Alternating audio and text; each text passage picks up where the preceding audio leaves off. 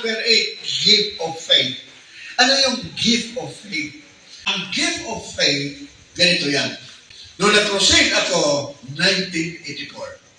Sa Libertad, Bunawan, basta dyan sa Bunawan, Agusan, pinakagrabe ang mga Legion of Demons yan. Grabe talaga, nandyan. Kalata. Tambak ang demons sa lugar na yan. Pag pumunta ka ng Agusan, kailangan puno ka sa gahong. Puno ka, full ka sa Holy Spirit. Talagang grabe. Subukan nyo para maranasan ninyo. May aswang, may kapre, may kanto, napakarami. Pag-crusade ko doon,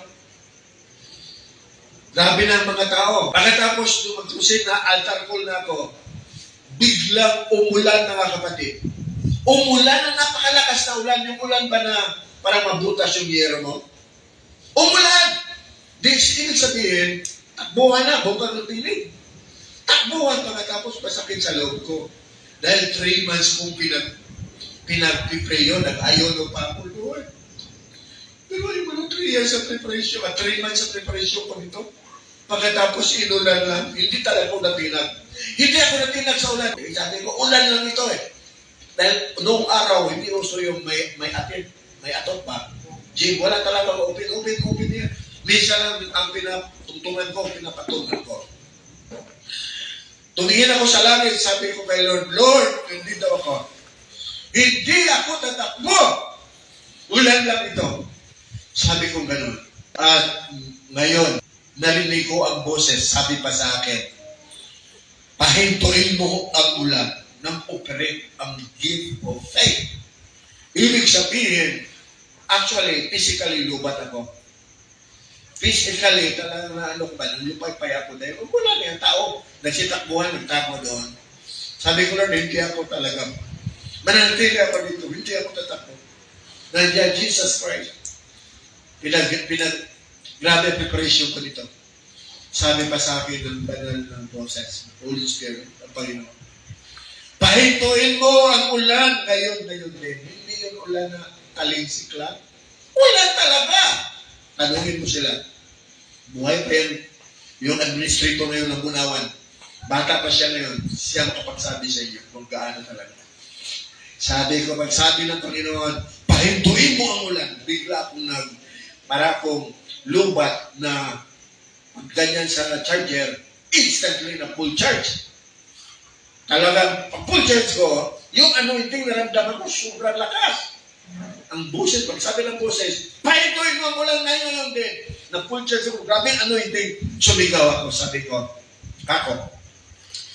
Mga katawan, mga tauhan dito nakatira sa Barangay Libertad, dami nila.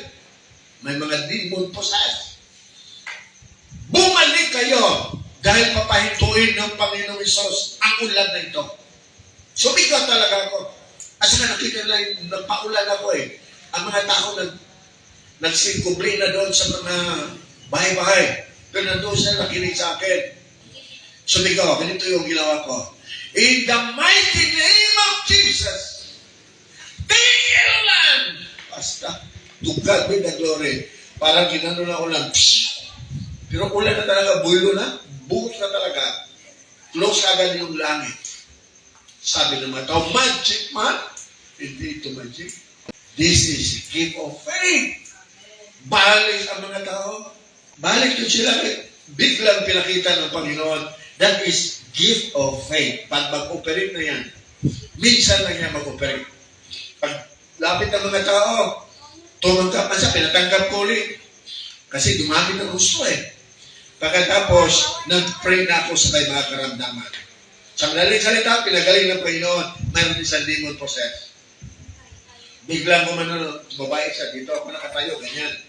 Siguro ang edad na babae, mga 45 years old. 14 years demon possessed. Sabi ng babae, nandiyan na. Siguro, ganyan lang kalayo ako kamay kaya. Pagkatapos, nandiyan lang patong ko sa mesa. 4 na siya yun na pinagduntog-duntog. Sabi ka ng demon possessed lang nag-react. Gumanong siya, mata niya. Hindi siya. Parang may kapangyarihan na gano'n, kunti na ako mahulog sa kabila. Nabigla ako kasi hindi ko alam na mayroon pala Dinala pala yun doon, di ba yung sinabi sa akin, hindi ko na, gusto na magpalabas ang kalaban. Di ang mga tao ngayon, na-focus doon sa kanya. Yung mga tao, na-focus na takot. 14 years pala yung process. Sabi ko gano'n, di ko na ni-partiyonin, kaya madawat ang focus sa mga tao, mapunta sa kanya. Then sabi pa niya sa akin, sabi gano'n, Kinsa ka na magpagawas sa kuwa. Ano ba, nag-trigger siya. Kinsa ka! Pinagsugas niyo, iba pa mga microphone, kuyawan ko lang mga tao.